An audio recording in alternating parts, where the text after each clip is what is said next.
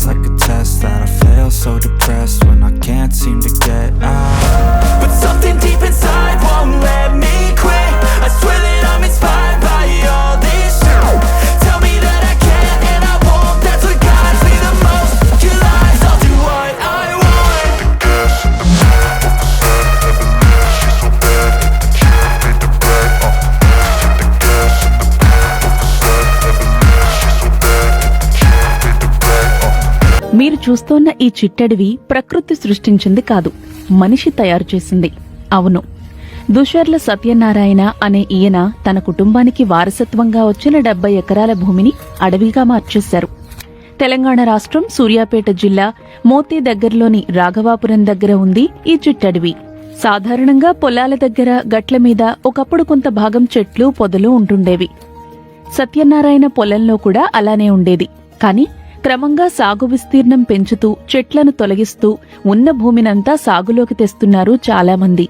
దానివల్ల అక్కడుండే జంతువులు పక్షులకు తిండి నీడ దొరకడం కష్టమై క్రమంగా పర్యావరణ సమతుల్యతపై ఆ ప్రభావం పడుతుంది. కాని దుషర్ల సత్యనారాయణ మాత్రం అందుకు వ్యతిరేకంగా చేశారు. ఉన్న సాగుభూమిలో కూడా పంటల బదులు చెట్లను పెంచడం మొదలుపెట్టారు. దశాబ్దాలుగా వివిధ విడతల్లో మొక్కలు నాటడంతో రకరకాల స్థాయిల్లో అడవి పెరిగింది. చెట్లతో పాటు నీటి కోసం 7 చిన్న చెరువులను తవ్వించారు. ఆ చెరువుల్లో చేపలు తాబేళ్లను వదిలారు. కలువపూలు పెంచుతున్నారు. వేసవిలో ఆ నీటిని చెట్లకు సరఫరా చేస్తారు. ఆ చెట్ల నుంచి చెరువుల నుంచి వచ్చే ఉత్పత్తులను అమ్మరు. మనుషులను ముట్టుకొనివ్వరు. వాటిని జంతువులు పక్షులకే వదిలేస్తారు. ఆఖరికి కూలిపోయిన చెట్లు కూడా చెదలు తిని మట్టిలో కలిసిపోవాల్సిందే. ఇప్పుడు చెట్లు దగ్గర నాకు 150 బస్తాలు దాటి చింతపండు పండుతాడు. ఆ 150 బస్తాలు చిగురు దగ్గర నుంచి చింత చిగురు దగ్గర నుంచి తింటూనే ఉంటాయి కోతులు. ఆ వానగాయలు అంటారు లేతాయి. వానగాయలు పక్షులు వచ్చి తింటాయి, చిలుకలు వచ్చి తింటాయి. ఇప్పుడు మీరు చూసారు ఇలా 1000 పైన వచ్చినాయి కోతులు. వాటి ఇష్టం అవి ఓనర్లు నేను అటుకిచ్చిత కానీ ఇది చింతకాయ ఒక్క పిడికాడు కూడా మేము తినాం తెంపో. ఈ 150 బస్తాల చింతకాయ కింద పడేస్తే కిందికి వచ్చి తింటాయి, పైన కూర్చొని తింటాయి, ఆఖరి దాకా తింటాయి. అవి అక్కడక్కడ ఏది చింత గింజల్ని వదిలేస్తాయి, అవి మళ్ళీ గింజలు మొలుస్తాయి. ఇక సీతాఫలం కాయలు ఉన్నాయి. ఈ మధ్యన దొంగలు ఉన్నారు, చుట్టుపక్కల దొంగలు. వాళ్ళు కాకపోతే మాత్రం ఉడతలు తినేది, ఎలకలు తినేది, చిలుకలు తినేది, పక్షులు తినేది, జీవరాశులు అన్నీ తినేది, కోతులు కూడా తినేది. అది కాకుండా ఈ మధ్యన ఇవి వచ్చినాయి, వేల కొద్ది ఫాల్సా ఫ్రూట్ జాన పండ్లు ఉన్నాయి. అది 3 నెలలు ఉంటాయి ఎండాకాలం. అప్పుడైతే ఎండాకాలం ఏమి దొరకవు జీవరాశులకు. కింద పడ్డ అయ్యే తింటాయి, కొమ్మల మీద అయ్యే తింటాయి, రకరకాల పక్షులు అయ్యే తింటాయి. వాటి మీద వాటికి జీవనాధారం 3 నెలలు ఉంటాయి. ఇట్లా ఒక పండు తర్వాత ఒక పండు వస్తుంది ఇయర్ లాంగ్. ఒకటి 5 తినుకుంటూ ఉంటాయి. నీళ్ళు అయితే పక్కనే దొరుకుతాయి, ఫ్రెష్ వాటర్ ఉంటుంది, అవి దొరుకుతాయి. అనేక చెట్లు పడిపోయినాయి అట్నే ఉంచినాం. భూమిలో కలవాల్సిందే, పురుగు పూసి తిని చెదలు గిట్ట తిని. కానీ భూమిలో కలిసిపోవాలి, మట్టిలో కలిసిపోవాలి, కానీ బయటికి అమ్మే ఆలోచన ఇంతవరకు రాలే. అందరూ తమ పొలాల్లో పంట జంతువులో పక్షులో తింటే బాధపడుతుంటారు. సత్యనారాయణ మాత్రం సంతోషిస్తారు. 16 నుంచి 20 ఎకరాలు జొన్న సద్దేసి ఫిడేళ్ళు కూడా తీసుకొచ్చిన, ఒడిచేళ్ళను తీసుకొచ్చిన. ఒకనాడు ఇటు పైకెక్కి చూసిన, వేల కొద్ది పక్షులు వస్తున్నాయి, వాళ్తున్నాయి, పోతున్నాయి. అబ్బా అనుకున్నా. అవి మూలకు పడేసిన. వాళ్ళందరికీ చెప్పిన జీతగాళ్లకు, ఏం కొట్టకురిగా పక్షులకు వదిలేసినాం. చుట్టాలన్నింటినీ పిలిపించుకున్నాయి. చుట్టూ 20 కిలోమీటర్ల దూరం నుంచి సద్దలు తిన్నాయి, జొన్నలు తిన్నాయి, పిట్టలు గుడ్లు పెట్టుకున్నాయి,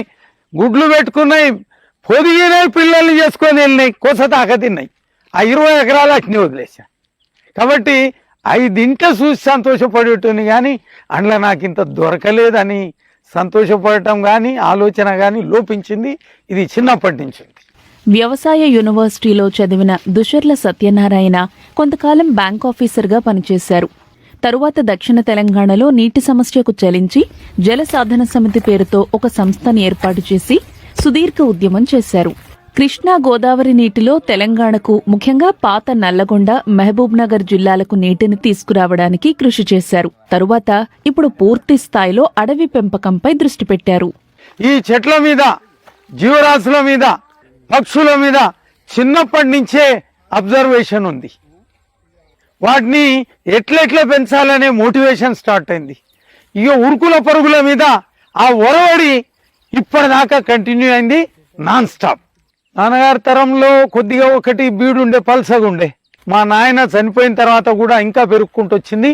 తర్వాత నెమ్మదిగా కొద్దిగా వేసిన పంటలు కూడా పూర్తిగా బంద్ చేసి అడవికే స్థానం ఇచ్చినాం.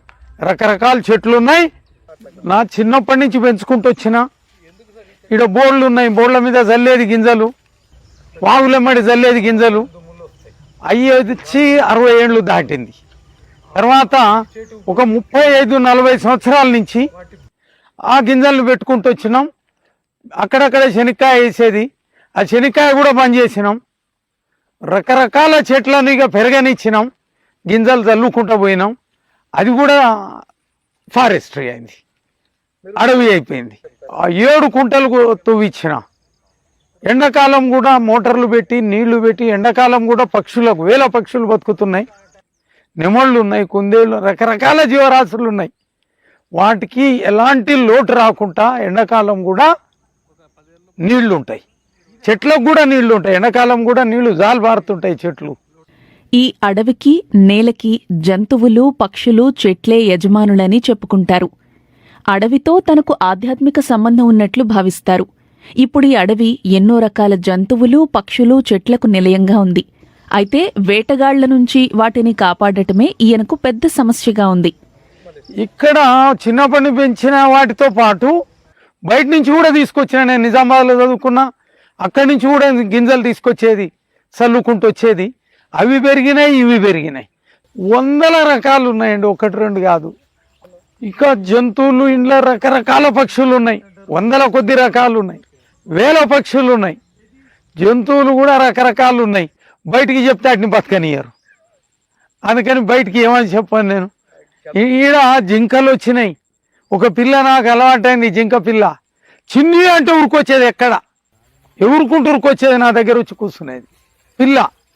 అట్లా రకరకాలు వచ్చినాయి. నెమళ్ళు ఉన్నాయి, ఇక చెప్పనలేవి కాదు, అన్ని రకాలు ఉన్నాయి. పందులు, అడవి పందులు ఉండే పట్టుకొని చంపి తిన్నారు.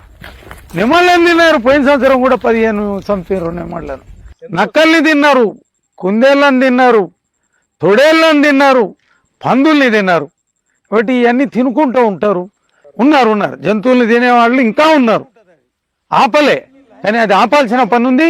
వీటి జోలికి పోతే మాత్రం దెబ్బలే మందు.